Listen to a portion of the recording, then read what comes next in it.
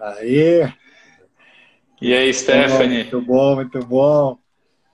Boa, galera, deixa eu fazer a apresentação aqui. Então, hoje nós temos um convidado especial, José Cassidori Júnior. Para quem não conhece, vou pedir para ele falar um pouquinho da história dele. E quem quiser mandar pergunta aí em português hoje nós vamos fazer a live em português. Tá? Outro dia a gente pode fazer uma em russo, beleza, Cassidori? Aí fazemos nós. Beleza? Então tá, para não perder muito tempo, começa lá. Fala aí um pouquinho aí de você, da tua história. Tá. Bom, meu nome você já falou, né? José Cassidori Júnior, sou professor de Educação Física, como provavelmente todos que estão acompanhando a live. E fiz mestrado na Rússia, né? Na mesma escola que o meu amigo Stephanie estudou. O mesmo curso, né? Stephanie, Esporte de Alto Rendimento e Preparação de Atletas. Aí, lá nessa mesma universidade, né, eu comecei a fazer o doutorado, concluí os créditos, inclusive, mas eu não defendi, né, ainda a tese porque eu não tive oportunidades para poder pesquisar, né, porque as nossas pesquisas elas devem estar relacionadas com esporte de alto rendimento.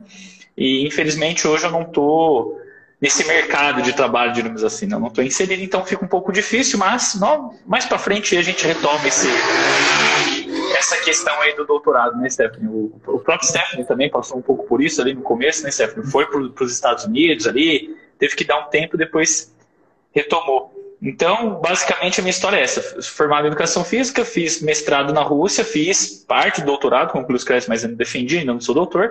E, ao longo dessa história, de forma paralela, né, fui atleta de futebol em categorias de base, né? Não cheguei a jogar profissionalmente, mas joguei até uns 18 anos ali, mais ou menos, categoria juvenil, júnior.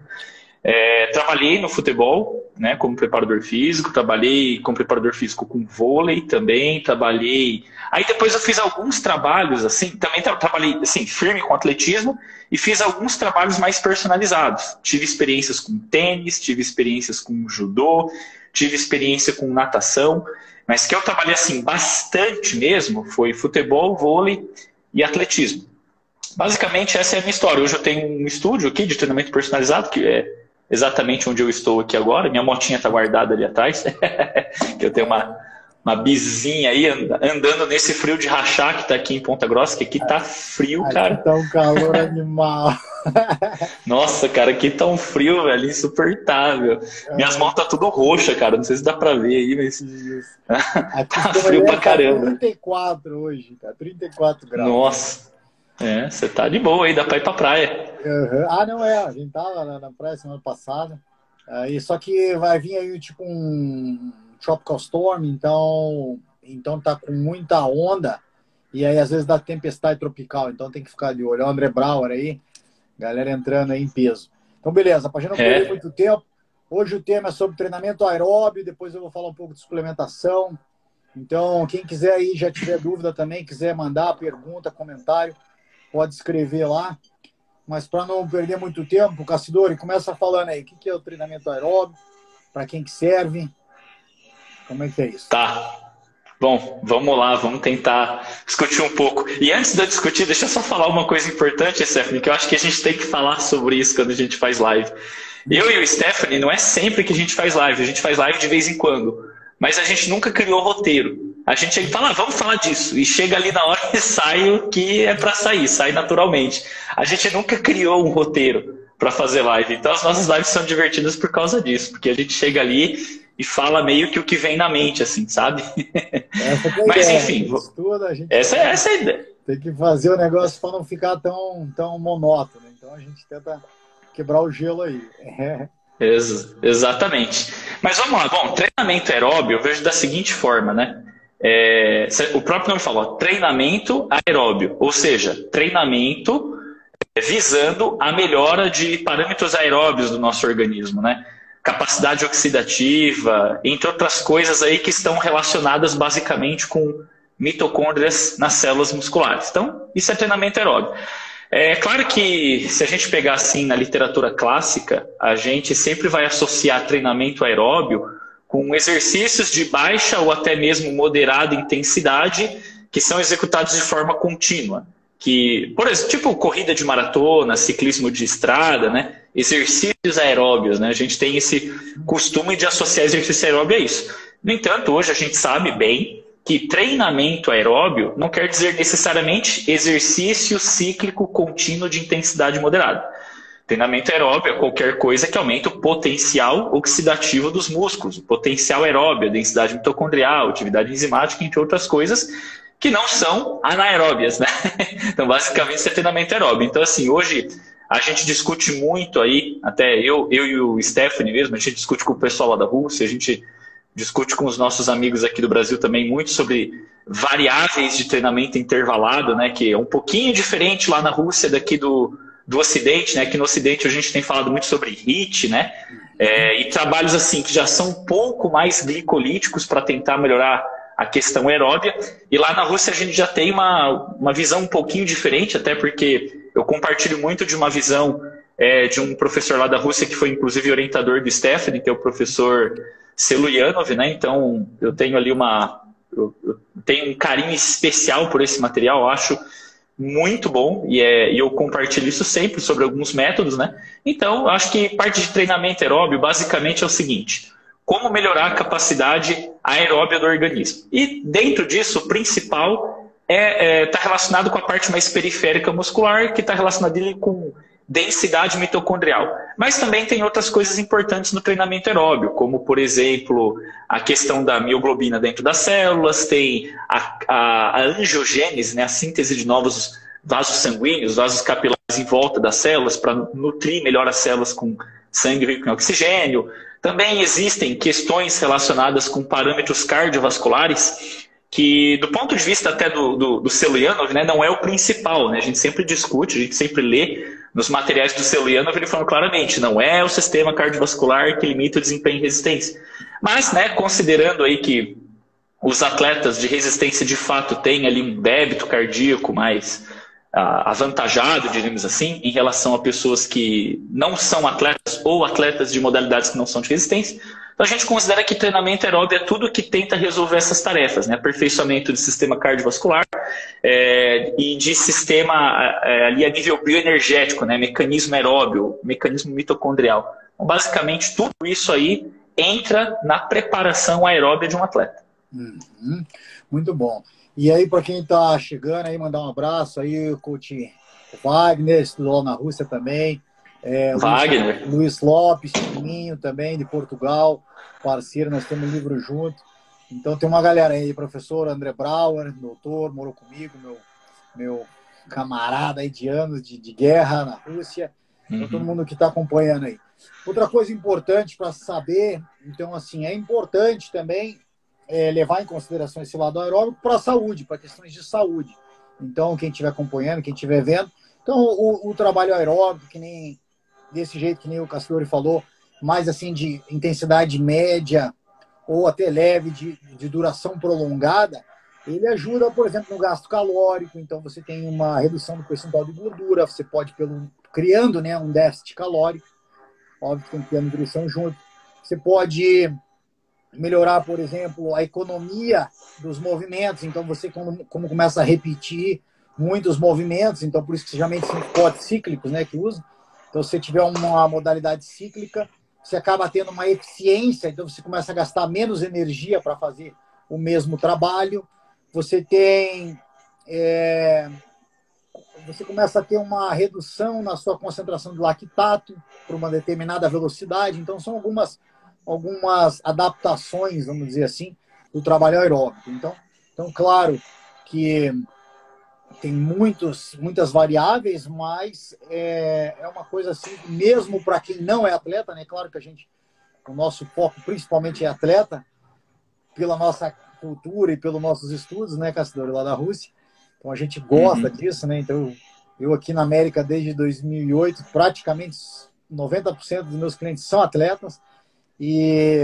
Mas a gente tem que ver esse lado da saúde também, tá? Então esse é um ponto. Dá uma dica aí. Então, para quem gosta de desenvolver então trabalho aeróbico, como que seria?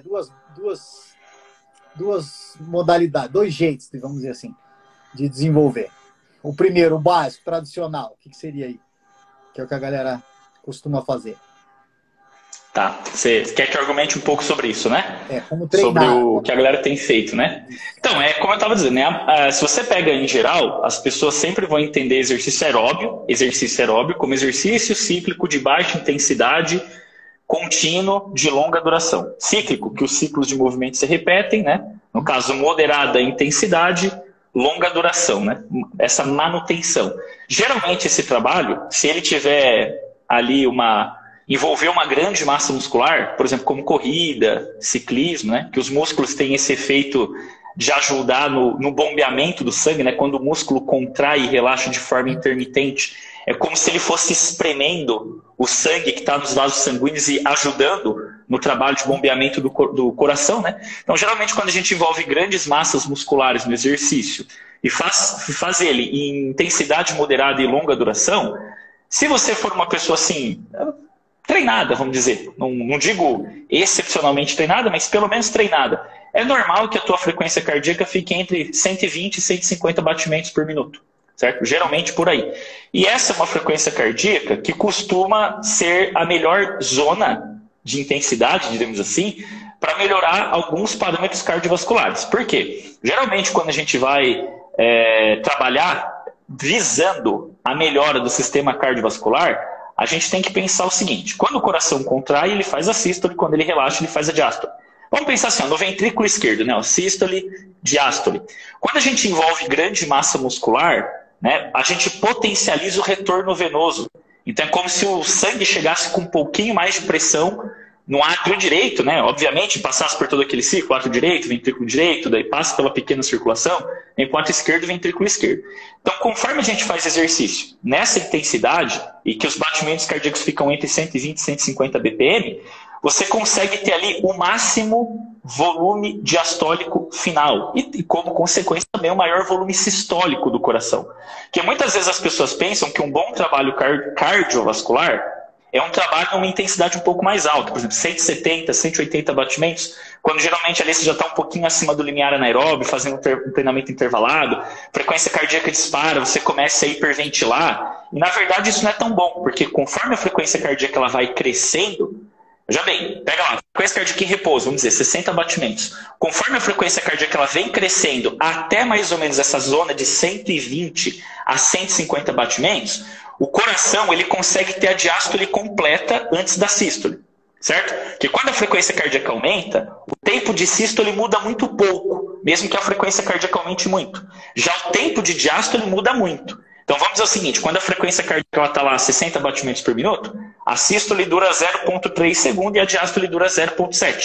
Quando essa frequência cardíaca aumenta, é o tempo de diástole que vai diminuindo. Então, se a gente pega, por exemplo, uma frequência cardíaca muito alta, por exemplo, 180 batimentos por minuto, o coração, ao invés dele bater assim, ó, ele começa a bater assim, ó. Porque antes dele abrir, ele já contrai de novo, porque a diástole fica diminuída. Que é o que o Merson, né, famoso cientista soviético lá da Estônia ainda, né, o Merson chamou de defeito da diástole. Então, até 150 batimentos por minuto, o coração ele ainda tem aquele aumento da distensibilidade, né? A famosa lei de Frank-Starling. Então, quanto maior o volume diastólico final, porque mais ele abre, maior o volume sistólico. Então, o que acontece? Você começa a melhorar o volume sistólico e, como consequência, o débito cardíaco máximo é maior, certo? Então, é importante esse trabalho, por exemplo, para o coração. Se a gente passa muito dessa frequência cardíaca, o coração ele começa a ter defeito da diástole, ele começa a não fazer a diástole corretamente, porque não dá tempo, né? Então você pega lá 200 batimentos por minuto, dá mais de 3 batimentos por segundo. Então vamos dizer o seguinte, o tempo de sístole ele vai mudar de 0,3, por exemplo, a 0,2. Então imagina, o coração fazendo 3 ciclos cardíacos em um segundo, ele gasta 0,6 só de sístole, nas 3 sístoles. Ele tem 0,4 para fazer 3 diástoles. Então quer dizer, a diástole fica muito prejudicada, o coração ele começa a bater assim. E quando ele começa a bater assim, né, como o seu Leandro sempre falava, né, a tensão contínua no miocárdio vai gerar o quê? Bloqueio isquêmico nas fibras musculares cardíacas. E como consequência, o coração, que é um músculo extremamente aeróbio, extremamente rico em mitocôndrias, a fibra cardíaca tem um dobro das mitocôndrias de uma fibra oxidativa muscular. A fibra muscular oxidativa ela já é rica em mitocôndrias. A fibra cardíaca tem o dobro. O coração ele consome 2 vezes mais oxigênio do que as fibras oxidativas lentas. Então o que acontece? você força o coração, quando ele está tendo o defeito da diástole, a fazer um pouquinho de glicólise anaeróbia, né? Porque a glicólise acontece, o piruvato é para ser lançado na mitocôndria, mas aí como você corta o fluxo de oxigênio, porque você não tem sangue passando para entregar oxigênio, aquela mitocôndria ela para de utilizar o oxigênio lá no fim da cadeia de transporte elétrico, então ela para de funcionar. Então ela não consegue dar continuidade, aí começa a ter glicólise anaeróbia nas fibras cardíacas. E como consequência, você pode ter hipertrofia no miocárdio, né? Se você tiver uma dose de treino correta, né? A frequência cardíaca ela pode até ser alta, mas ela não pode ficar muito tempo alta. Eu sempre falo isso para os atletas. Pode deixar a frequência cardíaca subir? Pode.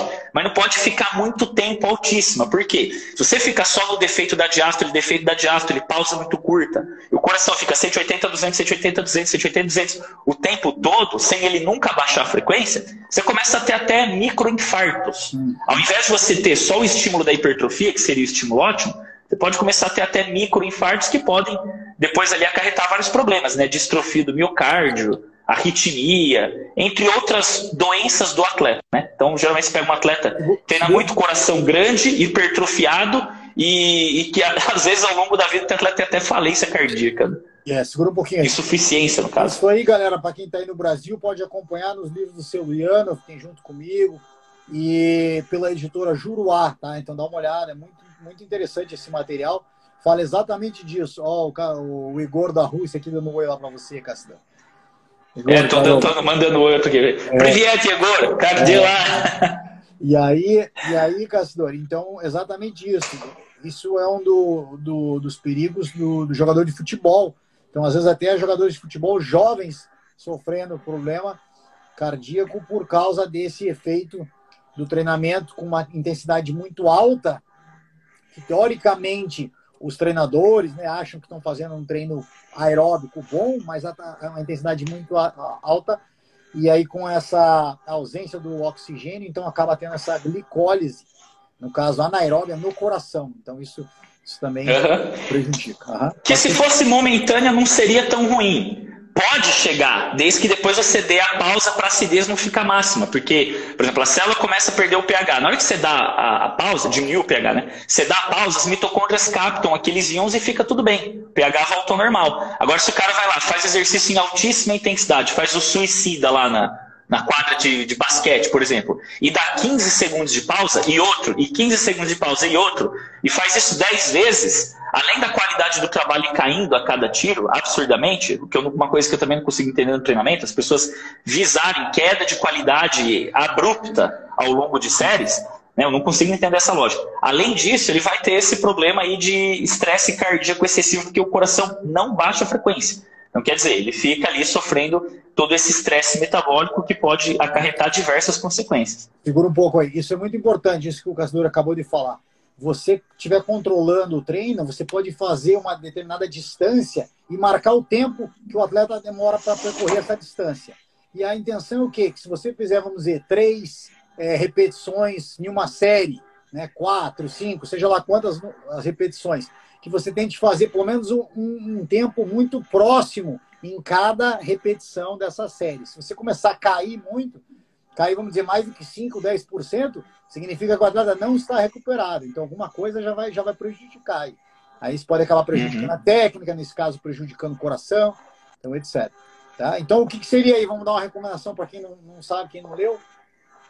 Quanto que seria um tempo assim adequado para você ficar na frequência cardíaca máxima ou perto da máxima, sem gerar um problema, sem gerar essa distrofia do miocárdio? Então, eu vejo da seguinte forma, o problema em si não é tanto o exercício, é a pausa. Porque o que acontece? Quando você faz exercício, a frequência cardíaca, por exemplo, ela pode disparar se você fazer um exercício extremamente glicolítico, que gera muita acidez e que envolve grande massa muscular. A frequência cardíaca vai disparar, ela vai ficar alta, só que naturalmente, se você tentar manter a intensidade desse exercício, ela vai cair pela fadiga muscular. Então, é o teu próprio corpo avisando, para, né? Então, o que acontece? A fadiga muscular, ela impede que você continue o trabalho.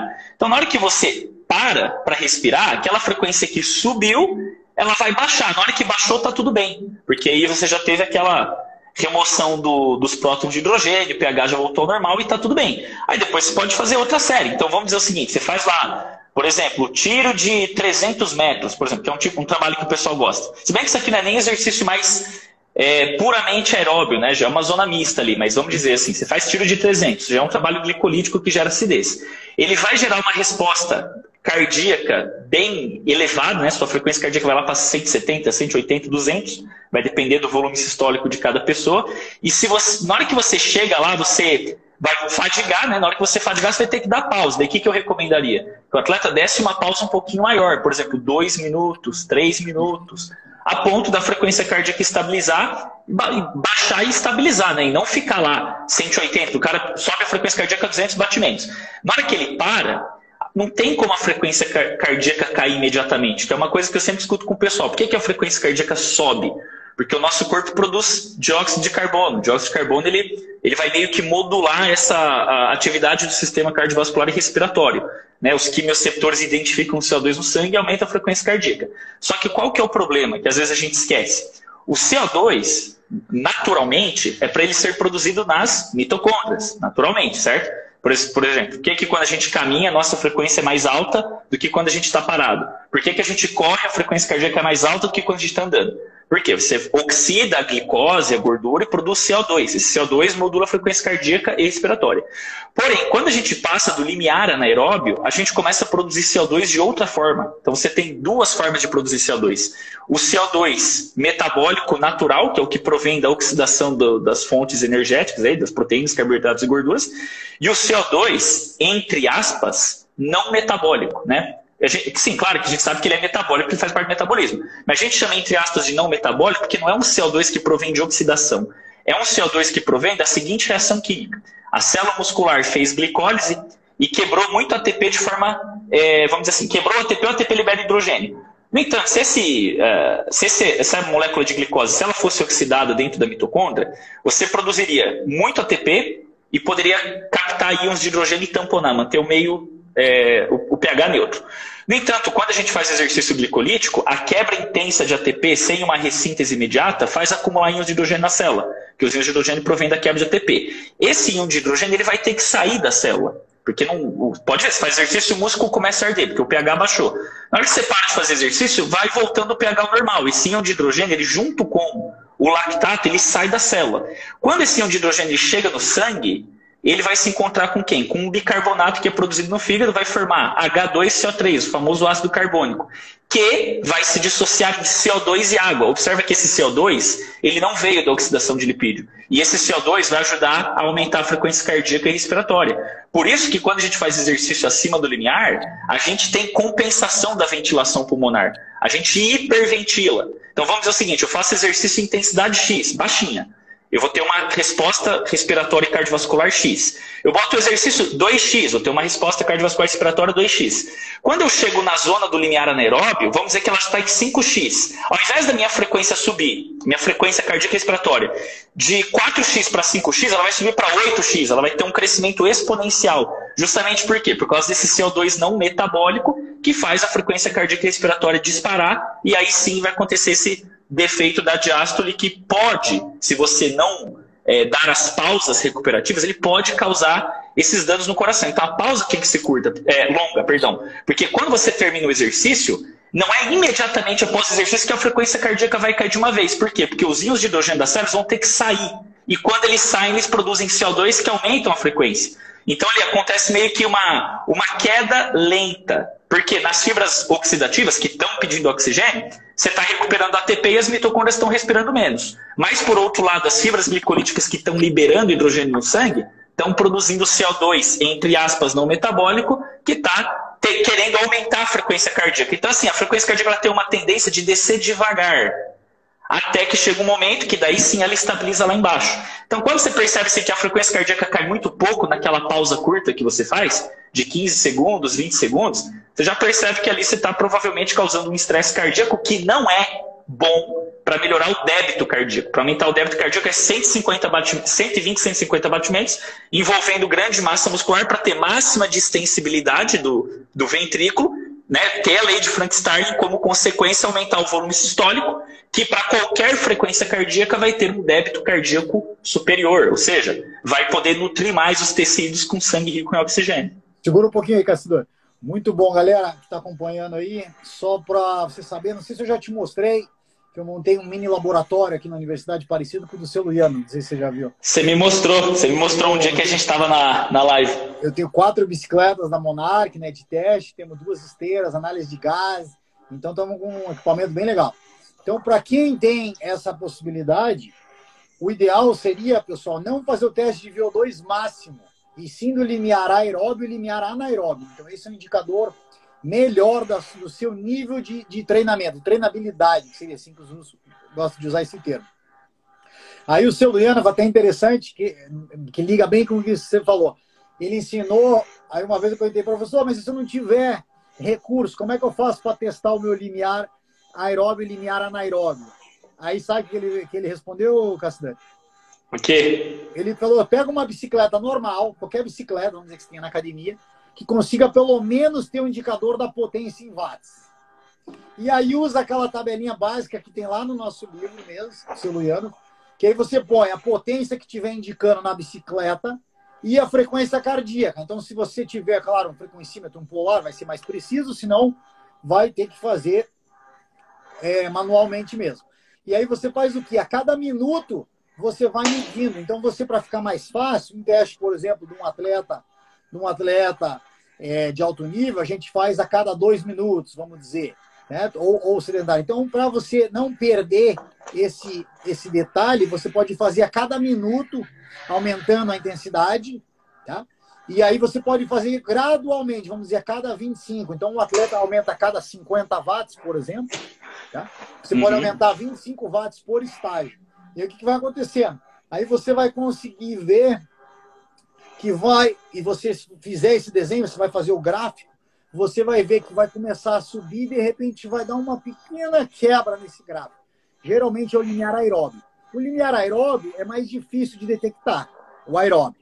Mas, quando você chegar no limiar anaeróbio, que nem você falou, como estimula muito a hiperventilação, então você vai conseguir ver bem claro essa diferença do gráfico. Então, vamos dar um exemplo. Estava subindo a frequência 125, aí foi 130, depois foi 133, depois 136, depois vai para 141, 142, por exemplo.